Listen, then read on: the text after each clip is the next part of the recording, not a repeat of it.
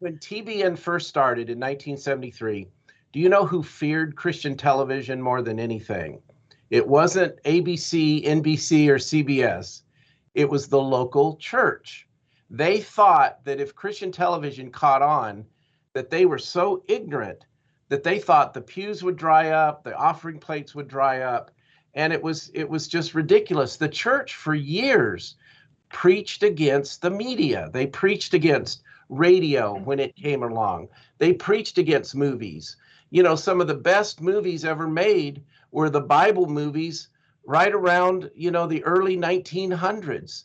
Hollywood said, this is a great medium. Let's capture Bible movies. Well, the Christians wouldn't go see them.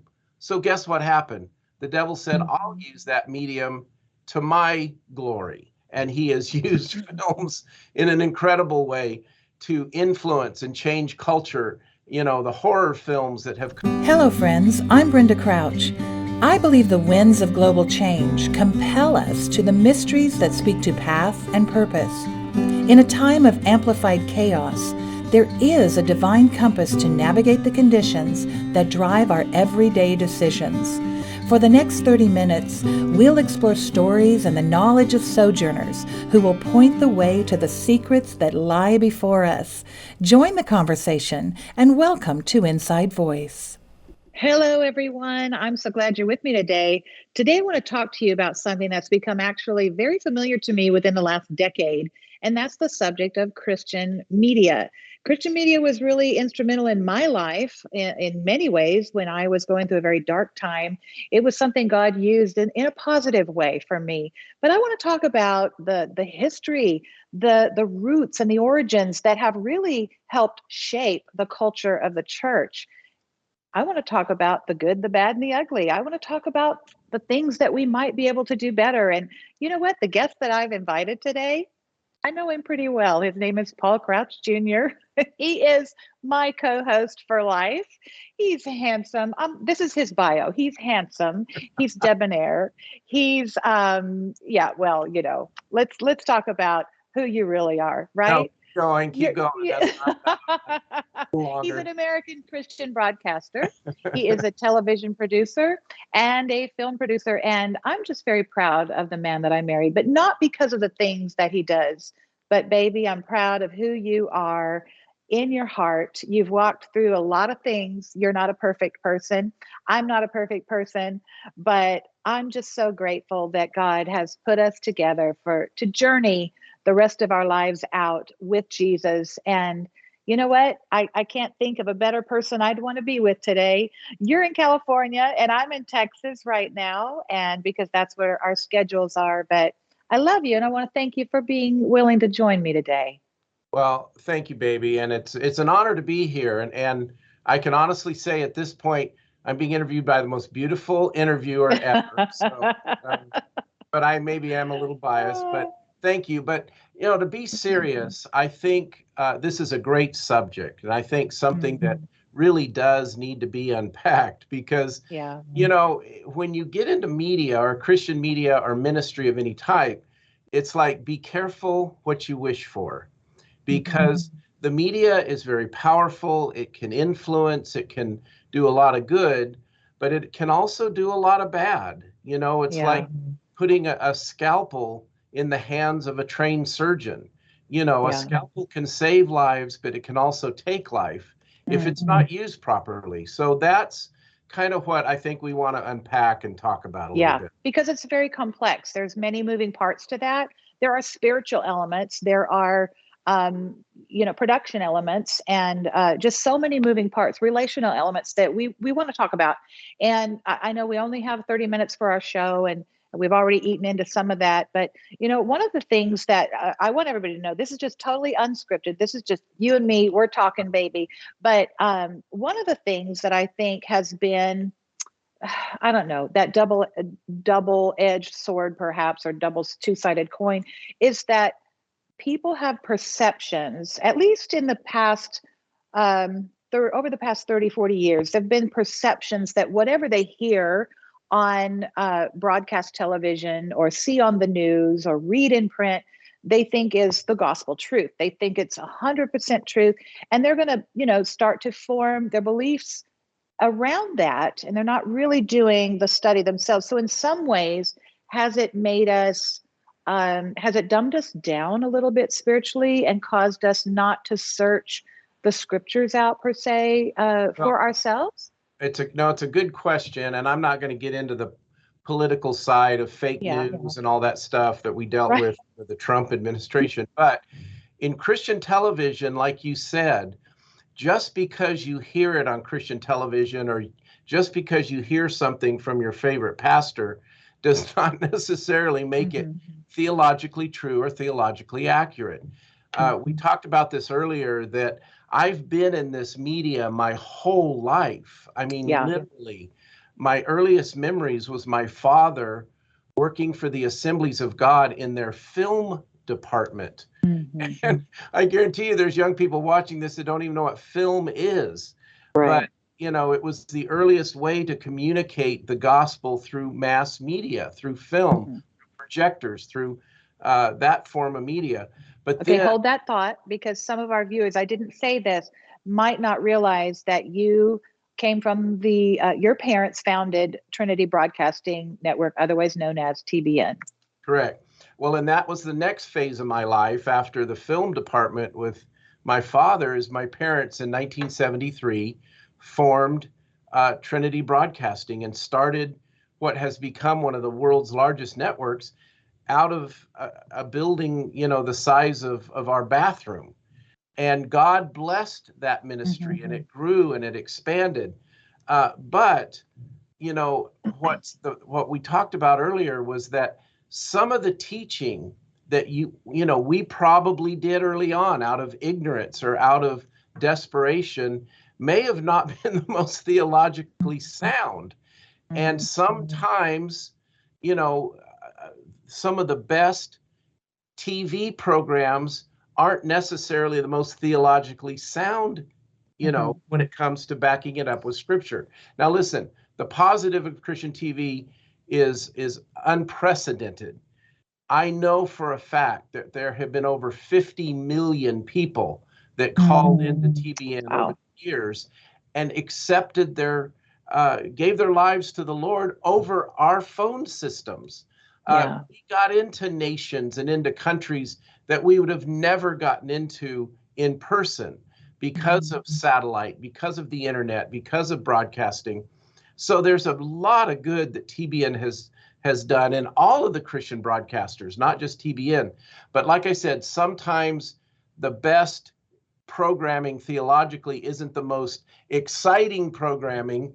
And we as Christians, we have to check ourselves. We have to watch this person and say, wait a minute, he may be exciting, he may be a great speaker, he may be yelling. Good TV. Make good TV, sweating, jumping around the stage. But is he really preaching the true gospel and what we can back up with scripture? And that's what gets a little bit, we could debate that till the Lord comes, as you know. Right. That's true. And I think that gets into, even from a production standpoint, those that margin for error, that room for error where we can lean into, how do we build a bigger and better program for viewers? And we're not really thinking necessarily about the purity of the content.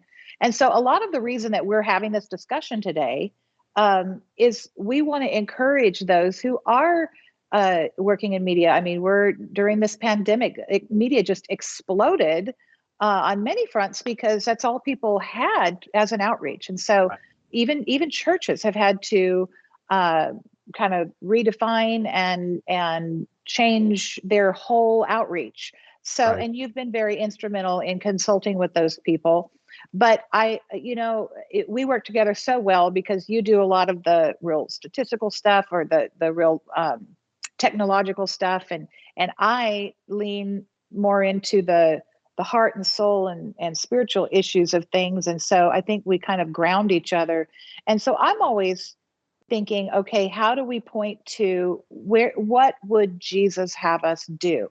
And so that's always like such a conviction for me, and something that I really had to learn to live my life by a long time ago when I hit my wall, and Right. saying, okay, Lord, I am not going to run after those counterfeit things anymore. I'm done with projecting images. And we all are subject, when we're in media, we're subject to the criticisms and to the judgments of others who want to judge us according to their opinion, whatever filter they want to put us through about why we're doing what we're doing. Well, let me jump in here because you got my brain going in like 8 Okay, different directions. jump in. I saw it all over your face. Which is good. When TBN first started in 1973, do you know who feared Christian television more than anything? It wasn't ABC, NBC, or CBS. It was the local church. They thought that if Christian television caught on, that they were so ignorant that they thought the pews would dry up, the offering plates would dry up, and it was just ridiculous. The church for years preached against the media. They preached against radio when it came along. They preached against movies. Some of the best movies ever made were the Bible movies right around, the early 1900s. Hollywood said, this is a great medium. Let's capture Bible movies. Well, the Christians wouldn't go see them. So guess what happened? The devil said, I'll use that medium to my glory. And he has used films in an incredible way to influence and change culture. The horror films that have come out as a result of the church not taking its rightful place, not jumping on the media into radio. We should have been first into radio. We should have been first into films. We should have been first into television and the internet. Oh my gosh, when the internet came around, churches were like, oh, don't go on the internet. Don't use it. It's this, it's evil. That is absolutely ridiculous. My father was told as a little boy that if he went into a movie theater to go see Roy Rogers and Dale Evans, that if the Lord returned while he was sitting in that theater, he would have been left. He would go to hell. Yeah. And go to hell, just flat out. So ridiculous, ridiculous, ridiculous. We must use every medium possible, every opportunity possible to reach the lost. And that is what I think both of us, like you said, have adopted and we're using our lives for. You, again, more on the software side. I can get into the weeds with different churches and production companies on cameras and lighting and, the hardware side, because you've got to have both. You've got to have a good message. You've got to have good preaching. You've got to have theologically sound, but it can't be done unprofessionally. Nobody's going to sit around and watch you out of focus on one camera. It's just not going to happen. You're one swipe away from the next preacher. So we've got to do it with excellence, and that's part of my calling. Yeah. And, it certainly is a tool that's been good for telling story. As Jesus told parables, that's what we're doing now when we share our testimonies or we share stories. And, but, we're in a different culture now than we were 30, 40 years ago. And so the church is no longer, calling these things, labeling them negative, but they're running after it. And so I think that we've got to really be careful about saying, really checking our hearts with God and saying, what's my motive? Search me, God, keeping my motive pure and not just trying to build some sort of an empire for my sake or for my identity. And this is where, in this culture, things can easily get so skewed. And it's not my place to judge anybody. I'm not saying that. But as well as I do, that things can creep in. We can have the best of intentions and pain because we are human beings. We are fallible. We have failures. And if we are not closely studying the scriptures and remaining present with the Lord, it's really easy for the enemy to want to get in and poison the batch. And I think that, I've likened that to, and listen, a theologian might blow me out of the water and say, oh, you're totally wrong here. But I see something in the Old Testament where God told his people to tear down the altars that were built in the high places. And I really see this kind of parallel world here where, what would the high places be for us today? And I think it's the places of influence, the places that give us a perception of power. And so, what are we running after? Is it the power to be somebody, or is it the power that Jesus gives us to overcome all the obstacles? This is really critical here. Right. Are we seeking after his cup of power, or the one that the enemy offers us? And so now you have watched your parents make sacrifices, and you've also watched them fail in other areas. Right. And so this isn't intended to be about your parents or anything, but you and your journey. And I'd like you to speak into that a little bit. Well, it's good. I mean, thank the Lord that God can use broken vessels or flawed vessels. Right. Because we are flawed. If you don't think you're flawed, then that in and of itself is a flaw. So just know that. And you and I, if you want to get a glimpse into what my world was like a little bit, or TBN, my parents were far from perfect. In fact, we could do a whole show just on that, which maybe we will at some point. But you and I just saw a movie the other day about the eyes of Tammy Faye. And I was very close to Tammy. She was really, as a 12, 13, 14-year-old little boy, she had a great spiritual influence on me because she was so real and so raw. But God used her anyway. In fact, the one part of the movie that they left out that you and I talked about was as a 10 or 12-year-old little girl, when she got filled with the Holy Spirit, her prayer when she got home that evening was, Lord, don't let my life be boring. And it was far from boring. And again, be careful what you pray for. But, we saw in that movie and in their story and in Jim's book, and my parents had some very similar parallels. They were seeking at sometimes high places. Were Jim and Tammy really focused just on the Lord, focused on this? And it's a very difficult thing to kind of deal with as a pastor goes from 100-member church to a 10,000-member church. Do they lose focus on the people, on what God called them to do? You're a big target as you get higher up the mountain. That's true. Yeah. And it's lonely at the top of the mountain. I saw with my parents as TBN grew in stature and power and outreach, they started to question their own friends. Are they my friends because of TBN? Right. My friends because they want platform, because they want to come on and pitch their ministry or their outreach, and slowly by year, I saw my parents get lonelier and lonelier, isolated, more isolated, and people around them, are they with you? What purpose and why are they with you? So that's a tough thing to deal with in any form of ministry as it grows, as you get more successful. Be aware that, like I said, it's lonely at the top of the mountain. And ministry is not always, hugs and people getting saved and hands in the air and wonderful letters telling you how great you are and thank you that my son was healed or saved or touched. You get letters saying, why are you such an idiot? Why did you say this? Why did you say that? Oh, your story's so bad. Well, mine's 10 times worse.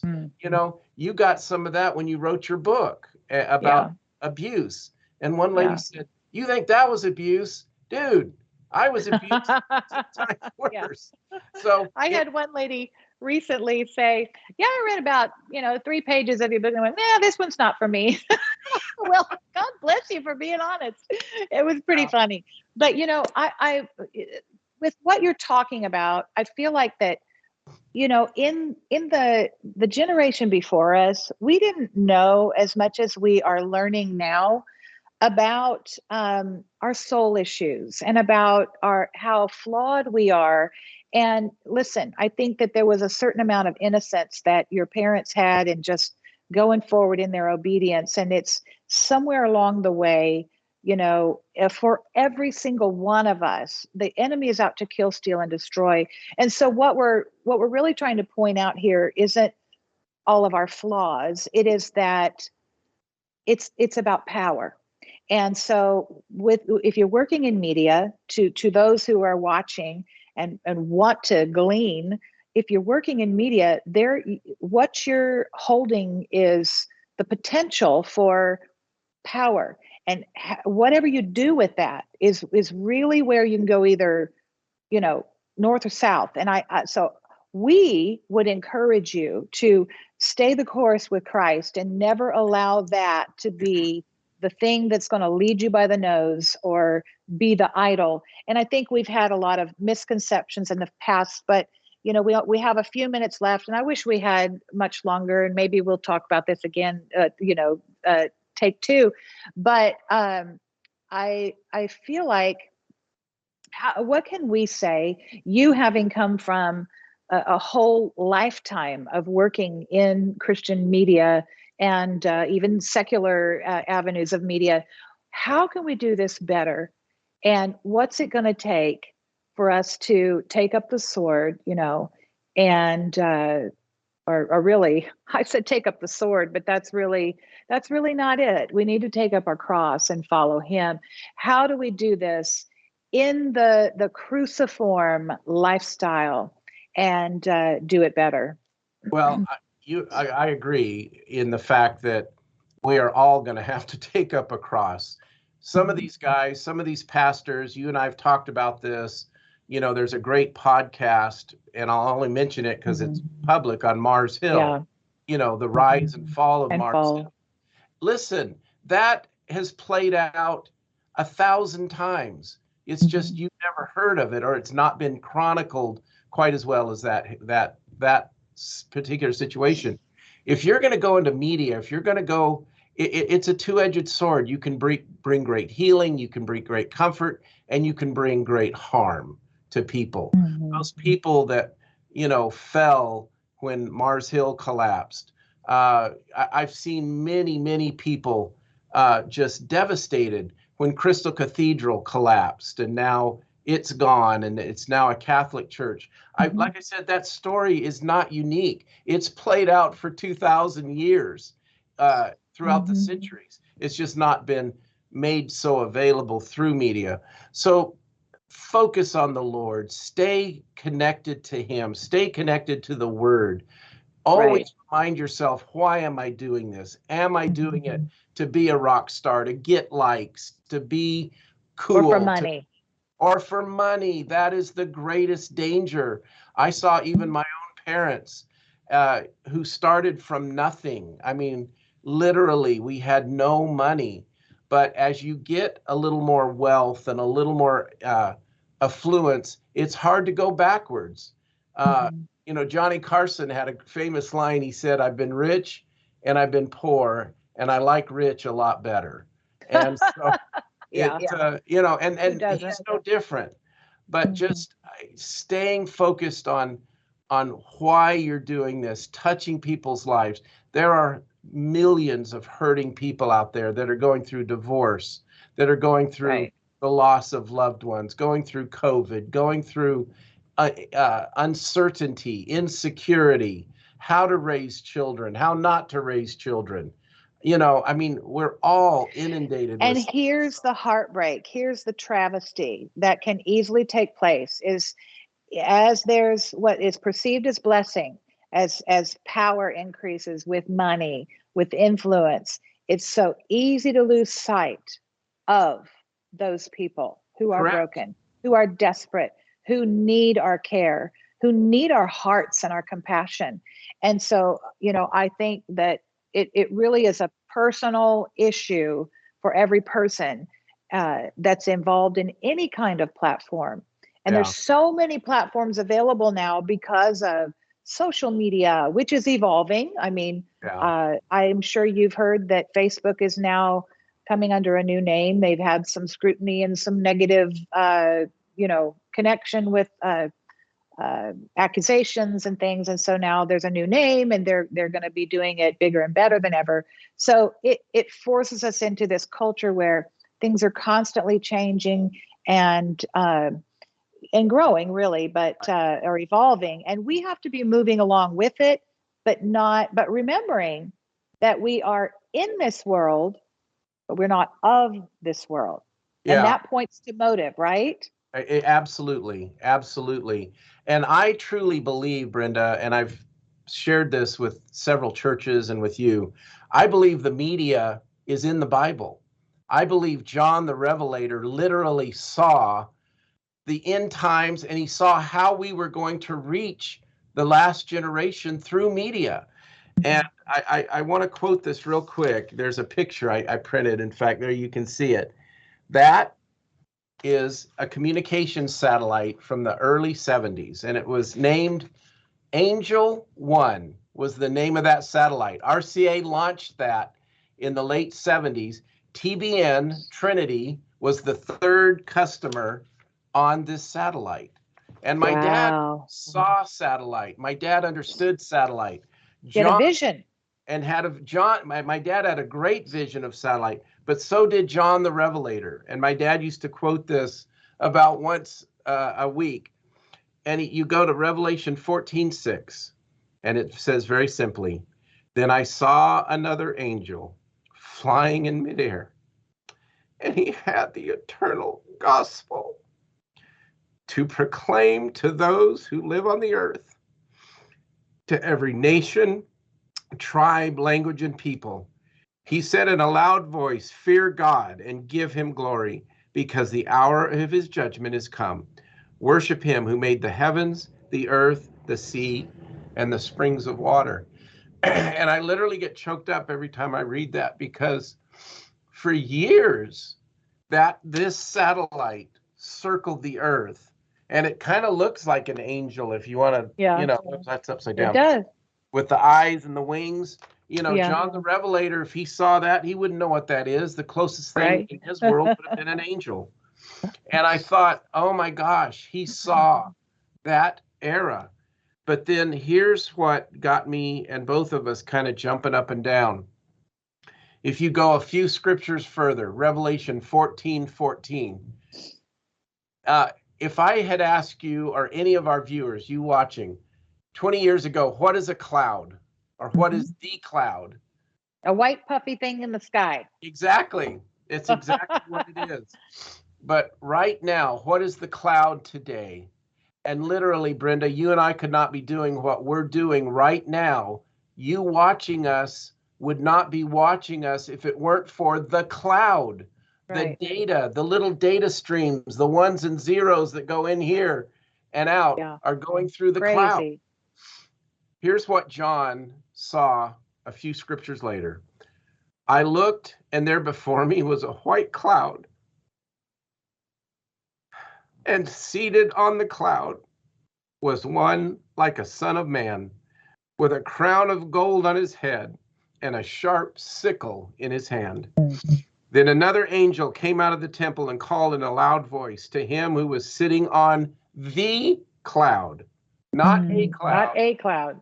The cloud. "Take your sickle and reap, because the time has come, for the harvest of the earth is ripe." And then he was seated on the cloud, swung the sickle over the earth, and the earth was harvested.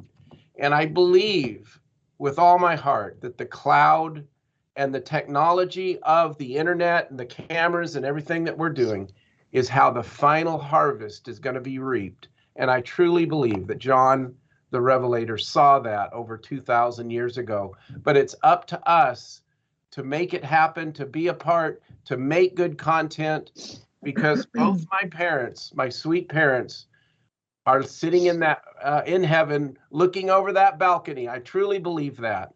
And Brenda, they're looking at you, they're looking at me, they're looking at each one of us that are watching this video, that's a part of, creating a webcast or a podcast or a church service, they're looking over that balcony and they're saying, do not stop. Do not stop. There's more to be done. Well, and that's the beauty of being with Jesus, is that we see in full, not in part anymore. And, here on this earth, we see in part. And I believe that great harvest is all about the healing of our souls, the healing of the fragments and the wounds and the things that evil has inflicted upon God's people. And so in this season, we have an opportunity to do it different and to do it better. And I believe, just like Paul does, that we're only just beginning, and that if we cast our eyes back on Jesus and off of the things that do not matter, the things, listen, kingdoms come and kingdoms go, and all of the things that we build with our own hands, they will eventually fall. But what Jesus Christ builds is eternal. His kingdom is eternal. And so do everything with that as your goal, with that in mind, as you partner with him. Because if we don't partner with him, then we're just building the house by ourselves, right? And it's all in vain.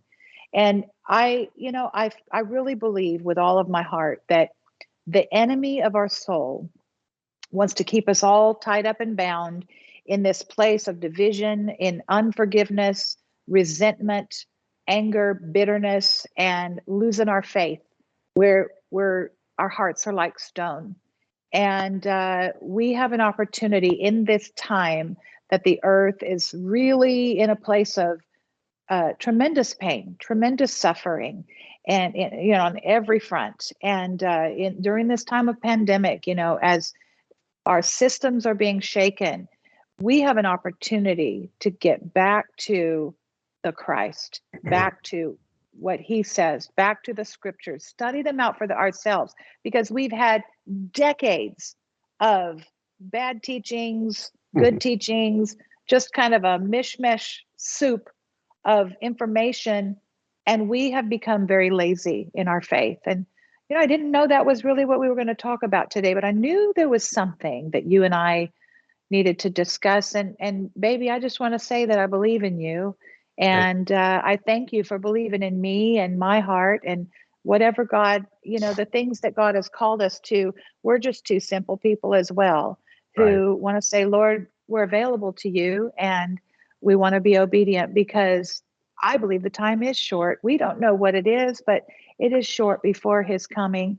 And so, for both of us, we just want to commit the rest of our lives to being obedient people, utilizing the skills and the things that God has placed within our hands to be able to reach those who are hurting, who are broken, who are confused, who have maybe lost their faith or never found it, never knew what that meant, maybe don't really know who you are, but you're trying to.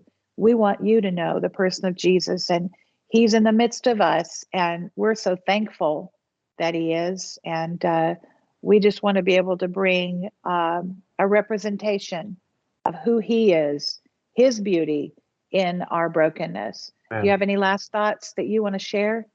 No, I agree on all fronts. I just know, there is much to be done. There is much left to be done. And I'm not a rapture guy. I don't know when we're getting out of here or zapped and out. I don't really care. I just know there are hurting people. And, my dad understood, literally as a college student, the first time he went on a radio microphone and he realized that, through shortwave and ham radio, that somebody on the other side of the earth could hear him talk. It just, light bulbs went off. And he said, we need to use this to talk about Jesus. And that's what I want to do. We have technology 1,000,000 times more sophisticated than what he had, but our heart has still got to be the same, that we've got to communicate the loving nature of Jesus Christ, the saving power of Jesus Christ. The technology changes, the way we get pictures and sound changes, but the message should never change. Amen. Well, I'm grateful for it, and I'm grateful for you. I just hit heart, a little thing. I don't know. I wish everybody could see that. You sent me heart emoji. That's really sweet. I love you. And I love doing life with you. And I look forward to seeing you soon. I miss you. Yeah, So I'll be there. yeah, and there's some cute little faces. But listen, guys, I appreciate you coming and just sitting with us and being a part of our conversation. We want to do this just clean before God and give it our best and give it our all. But that is because of the compassion that He's placed in our hearts for you. And we want you to be encouraged. So I am going to go ahead and end this program. And it's going to be hard to say goodbye to my cute husband's face. But thank you for joining me, baby. And we'll have to make another time to do this again. This was a lot of fun. But thank you, folks, for joining us. And we really appreciate you. You can find us at brendacrouch.com. And I invite you back to join us again for the next one. I'm Brenda Crouch. You enjoy your day.